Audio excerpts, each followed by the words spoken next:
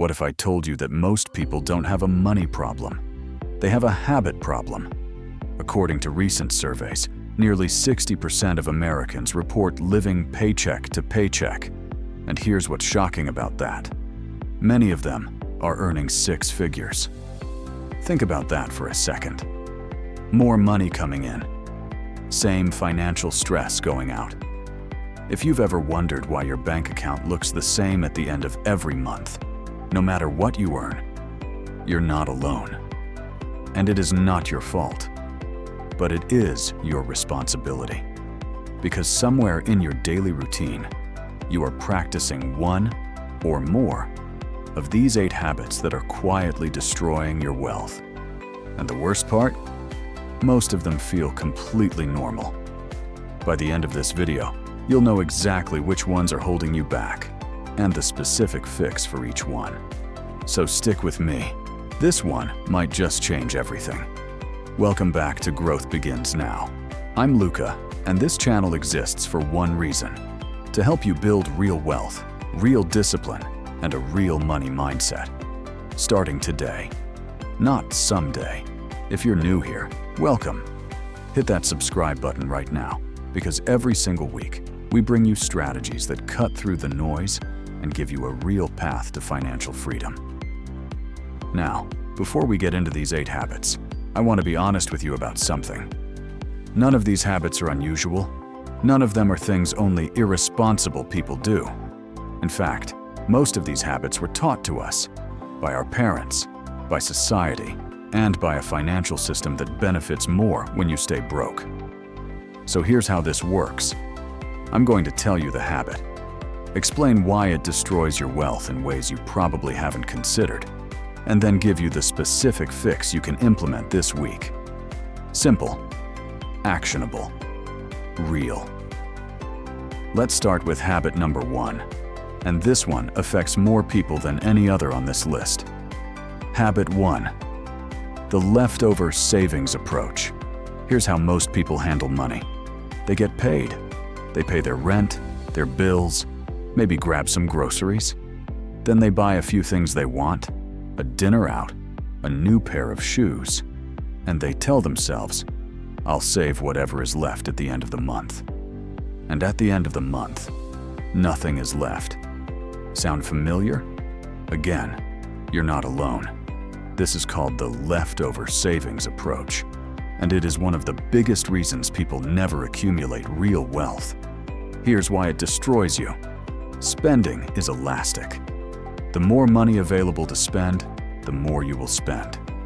It's not a character flaw, it's behavioral economics. Our brains treat available money as available to be used. So if saving is the last thing that happens, it will almost always be the first thing that disappears. Here is the fix. Pay yourself first. The moment your paycheck hits your account, before you pay a single bill, automate a transfer to your savings or brokerage account, even if it's just $50 or $100 to start. The exact amount matters less than the habit of moving it before it can be spent. Warren Buffett didn't say, save what is left after spending. He said, spend what is left after saving.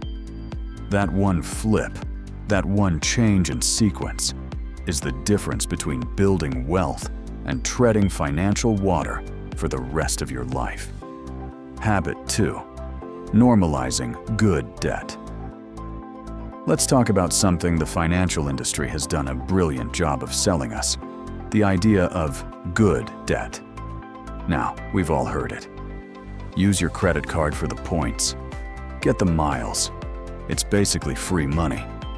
But here's the math they don't show you in those commercials. The average credit card interest rate in 2026 is sitting at around 23% APR. The average annual return of the S&P 500 over the last 30 years is approximately 8%. That means for every dollar you're carrying on a credit card balance, you are paying nearly 3 times more in interest than you could possibly earn investing that same dollar in the stock market. The free flight you got from your reward points? You paid for it 3 times over in interest charges you quietly accumulated throughout the year. Now, this doesn't mean all debt is evil. A mortgage or a well-structured business loan can absolutely be strategic. But consumer debt, credit cards, buy now, pay later apps, store financing, that is almost never good debt. It is a wealth transfer from your future to someone else's present. Here is the fix. Commit to paying off your full credit card balance every single month. If that's not possible right now, stop using the card and apply the avalanche method. Pay minimums on everything. Throw every extra dollar at the highest interest debt first. This alone can free up hundreds of dollars a month. Habit 3. Lifestyle inflation, the silent killer. Visual, salary raise graphic, immediately followed by a new car, bigger apartment, expensive dinners. Narration, you just got a $5,000 raise. Congratulations, you've earned it. Now here's the question that determines everything. What do you do next? If you're like most people, you upgrade something. Maybe it's the car payment. Maybe it's the apartment. Maybe it's just eating out more often. And none of those things feel extravagant. Because hey, you make more now, right? You can afford it. This is called lifestyle inflation. And it is silent. It is seductive. And it is absolutely devastating to long-term wealth. Here's why. The raise was supposed to accelerate your wealth. Instead, it got immediately converted into a new monthly obligation. Your income went up $400 a month. Your car payment went up $450 a month. You are now further behind than you were before the raise. This is why you can find people earning $150,000, $200,000 a year, who are still one missed paycheck away from financial disaster. Income went up. Lifestyle went up faster. Here is the fix. Adopt what experts call a half rule. Every time your income goes up, raise, bonus, side income, split the increase. Half goes toward lifestyle if you want. The other half gets immediately redirected to savings or investments before you ever get used to having it. You'll upgrade your life and your future at the same time. We're at the halfway point, and the next 3 habits are the ones that hit differently. Because they're not about big decisions. They're about the small, daily choices most people never even think to question. Stay with me. Habit 4. No emergency fund. Imagine this scenario. Your car breaks down. The repair bill is $1,200. Not catastrophic, just an inconvenience, right? Now imagine you have 0 emergency savings. That $1,200 goes straight onto a credit card at 23% interest, which means you now have debt, which stresses you out, which makes it harder to sleep, which affects your performance at work, which limits your ability to think clearly about money. One car repair, a cascade of consequences. This is what happens when you have no emergency fund.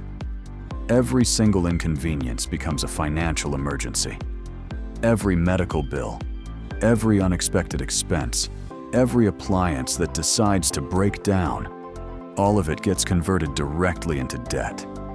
The recommended rule is 3 to 6 months of your essential expenses: rent, food, utilities, transportation, sitting in a separate high-yield savings account you don't touch unless it's a genuine emergency. Here is the fix. Start small. Don't let "I can't save $10,000 at once" be the reason you save nothing. Open a dedicated savings account today, even if you only move $20 into it right now. The goal isn't the amount. It's breaking the psychological pattern of having 0 buffer. That buffer is the difference between a setback and a spiral. Habit 5.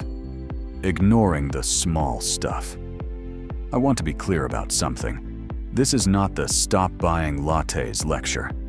That is tired advice, and frankly, it misses the point.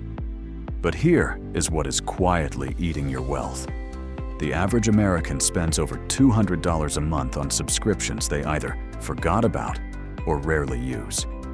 A streaming service from 2 years ago, a fitness app downloaded during a January resolution, a premium tier on something that has a perfectly usable free version.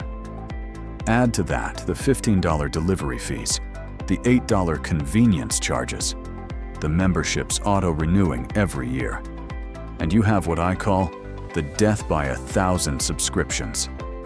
Individually, insignificant.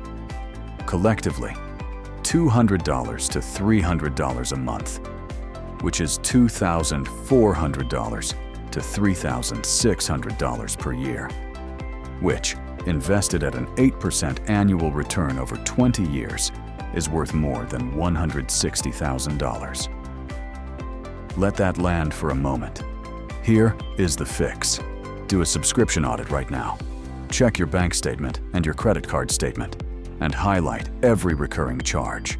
Cancel anything you haven't actively used in the last 30 days. Then, take that recovered money and automate it directly into an investment account before you ever see it. Wealth is not just about what you earn. It is entirely about what you keep. Habit 6. Waiting for the perfect time to invest. Here is something I hear constantly. I'll start investing when the market calms down. Or, I'll wait until I have more money. Or, my personal favorite, I'm going to wait until after the election. There is no perfect time to invest. There never has been. And waiting for it is costing you more than you know. Here is the brutal truth about compound interest. It rewards time above everything else. Not intelligence, not timing, not having the perfect strategy. Time. If you invest $5,000 today at an average 8% annual return, in 30 years that becomes approximately $50,000. If you wait just 5 years to start, that same $5,000 only grows to about $34,000. You didn't just lose 5 years. You lost $16,000 without spending an extra cent. The snowball only works if you start rolling it. Here is the fix. Start with whatever you have. Even $25 a week in a low-cost index fund builds the habit and builds the compound base. The market will go up. The market will go down. The one thing it has done every single decade in history is recover and grow. Start today. Quick pause. If this video is already making you see your financial habits differently, drop a comment. It tells me this content is helping, and it helps the algorithm show this video to more people who need to hear it. Okay. Habit 7 is the one that's losing people the most money right now, especially in 2026. Habit 7. Following hype over fundamentals. Every generation has its version of this. In the 1990s, it was dot-com stocks. In 2008, it was real estate. You can't lose. In 2021, it was meme stocks and certain cryptocurrencies. In 2026, it's whatever is trending on social media right now. Here's the test I want you to apply to every investment someone tells you about. Ask yourself, do I understand how this asset actually makes money? Not, is it going up? Not, did my coworker triple his money? But, do I understand the underlying mechanism? If you cannot answer that question clearly, you are not investing. You are gambling. And gambling with your wealth is not a growth strategy. It's a lottery ticket dressed in financial language. Here is the fix. Anchor your portfolio in assets you understand. For most people, that means broad, diversified, low-cost index funds, products that track the entire market rather than betting on individual winners. Boring? Yes. Effective? Historically, undeniably. You can take small, speculative positions if you want, but never with money you can't afford to lose, and never without understanding what you're buying. Habit 8. The someday mindset. And here we are, habit number 8. And I saved this one for last, because it is the one that makes all of the other 7 habits possible to ignore. It's the someday mindset. I'll start budgeting someday. I'll build my emergency fund someday. I'll start investing someday. Someday is not a day of the week. And every day you say someday, a more financially disciplined version of yourself falls further out of reach. I want to ask you something honestly. How many times have you told yourself someday about your finances? And how many of those somedays actually came? Here is what I know for a fact. The people who build real wealth don't have more money, more time, or more opportunities than you.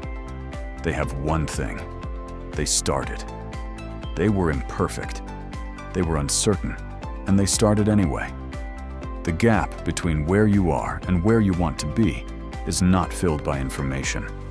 You already have the information. It is filled by action. Consistent, imperfect, committed action. Starting now. That is what growth begins now means. Not when you're ready. Not when the timing is right. Now. So let's bring it all together. 8 bad money habits destroying your wealth. 1. Saving what's left over. Flip it. Pay yourself first. 2. Normalizing consumer debt. It costs far more than it ever gives back. 3. Letting your lifestyle inflate every time your income rises. 4. Having no emergency fund. One bad day becomes a debt spiral. 5. Ignoring the small recurring charges that quietly drain hundreds a month. 6. Waiting for the perfect time to invest. There isn't one. 7. Following hype instead of fundamentals. Understand before you buy. 8. The someday mindset. The most expensive habit of them all. You don't have to fix all 8 today. Pick one. Start there. Build momentum. Which habit are you breaking first? Drop it in the comments below. I read every single one. And if you want to see the 7 habits billionaires use to build and keep wealth, based on a private JP Morgan report, watch that video next. Growth doesn't happen someday. It happens now. Subscribe, and I'll see you in the next one.